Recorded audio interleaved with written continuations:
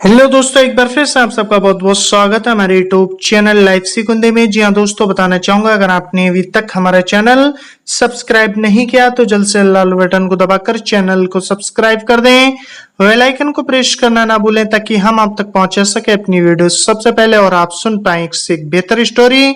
जी हाँ दोस्तों, बताना चाहूंगा हमारे इस चैनल पे हिंदी साहित्य के कवियों के बारे में, स्वतंत्र सेनानियों के बारे में, राजा महाराजाओं के बारे में और इतिहास के बारे में पूरी जानकारी दी जाती है। तो दोस्तों बने रहे हमारे साथ वीडियो के लास्ट तक। जी हाँ दोस्तों, आज मैं आपको इस वीडियो में बताने वाला हूँ भारत के 5वें राष्ट्रपति के बारे में। जी हाँ दोस्तों, यानी डॉक्टर फखरुद्दीन अली अहमद के जीवन के बारे में, उनके जीवन से जुड़ी कुछ कहे अनकहे घटनाओं के बारे में। तो आइए दोस्तों वीडियो को स्टार्ट करते हैं। जी हाँ दोस्तों, आपको बताता चलूं कि डॉक्टर फखरुद्दीन अली अहमद का जन्म 13 मई 1905 को पुरानी दिल्ली के हौज काजी इलाके में हुआ था। जी हाँ दोस्तों, आपको बताता चलूं इनके पिता का नाम कर्नल जनरल नूर अली अहमद था और उनकी मां लाहौरी के नवाब की बेटी थी। उनके पिता भारतीय चिकित्सा सेवा में असम में कार्यरत थे।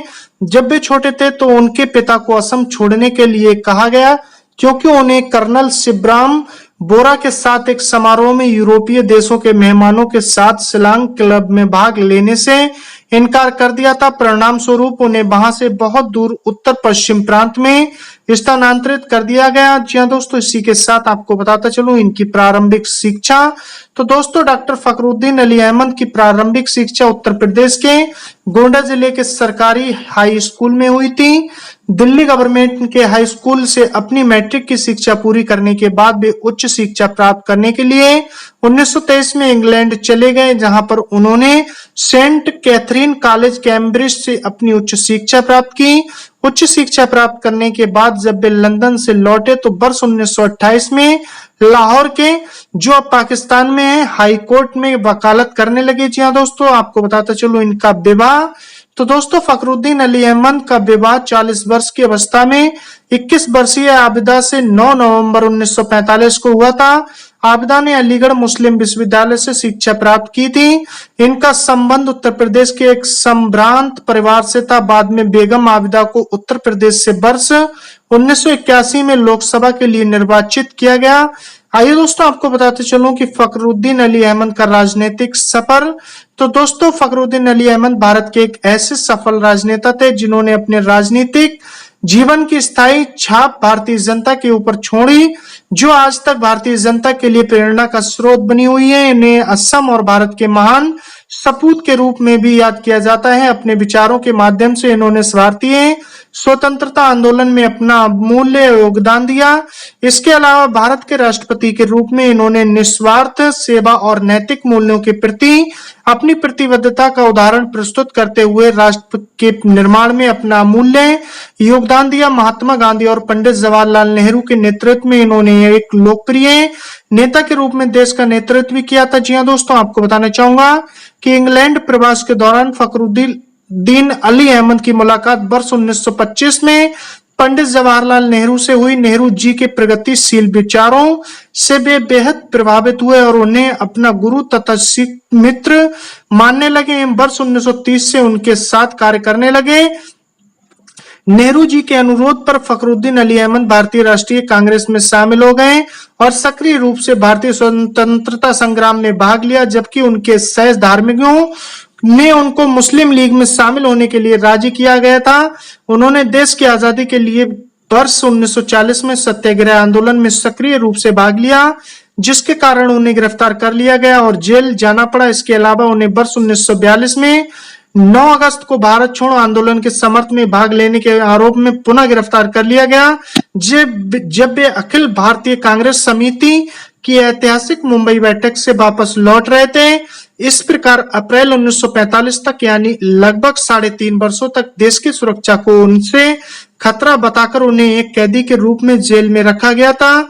जी हाँ दोस्तों, उन्होंने कांग्रेस पार्टी में कई महत्वपूर्ण पदों पर कार्य किया। वे वर्ष 1935 में असम विधानसभा के लिए निर्वाचित किए गए थे। बाद में वे वर्ष 1936 में असम प्रदेश कांग्रेस कमेटी के सदस्य बने। इसके बाद वे सितंबर 1938 में असम प्रदेश में वित्त, राजस्व और श्रम मंत्री बने। उन्होंने अपने मंत्रित्व काल के दौरान अपनी कुशल प्रशासनिक क्षमताओं का श्रेष्ठ सबूत पेश किया। उन्होंने मंत्री रहते हुए असम कृषि आयकर विधेयक लागू किया। यह भारत में पहली ऐसी घटना थी जब चाय बागानों की भूमि पर टैक्स लगाया गया। उनकी श्रमिक सामर्थ्य नीति की वजह से अंग्रेजों के स्वामित्व वाली असम ऑयल कंपनी लिमिटेड के कर्मचारी हड़ताल पर चले गए। परिणाम स्वरूप अली अहमद को कड़ी आलोचनाओं का सामना करना पड़ा। इन घटनाओं से उनकी कुशल प्रशासनिक क्षमता भी देखने को मिली।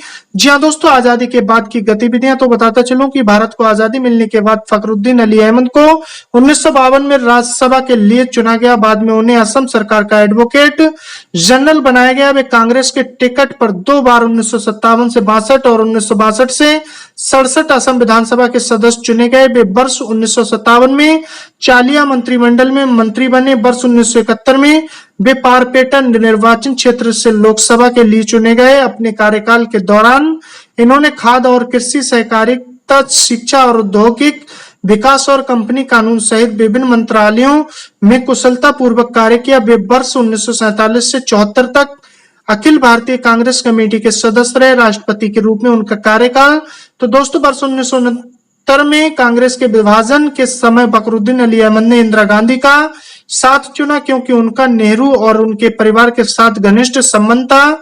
इसके बाद उन्हें तत्कालीन प्रधानमंत्री श्रीमती इंदिरा गांधी के सहयोग से 29 अगस्त 1974 को भारत का 5वां राष्ट्रपति चुना गया। डॉक्टर जाकिर हुसैन के बाद राष्ट्रपति बनने वाले वे दूसरे मुस्लिम थे। वर्ष 1975 में आपातकाल लगने के बाद फखरुद्दीन अली अहमद विपक्ष के निशाने पर थे, क्योंकि उन्होंने प्रधानमंत्री इंदिरा गांधी के कहने पर आपातकाल से संबंधित दस्तावेजों पर हस्ताक्षर किया था। जी हाँ दोस्तों, इसी के साथ आपको बताते चलूं कि फखरुद्दीन अली अहमद को प्राप्त सम्मान तो दोस्तों फखरुद्दीन अली अहमद एक बहुमुखी प्रतिभा के धनी व्यक्ति थे। उनकी रुचि उस समय के बेहद लोकप्रिय खेलों और अन्य पाठ्येतर गतिविधियों में भी थी। टेनिस, फुटबॉल, क्रिकेट और गोल्फ के खिलाड़ी होने के कारण वे असम फुटबॉल एसोसिएशन और असम क्रिकेट संघ के कई बार अध्यक्ष भी निर्वाचित किए गए।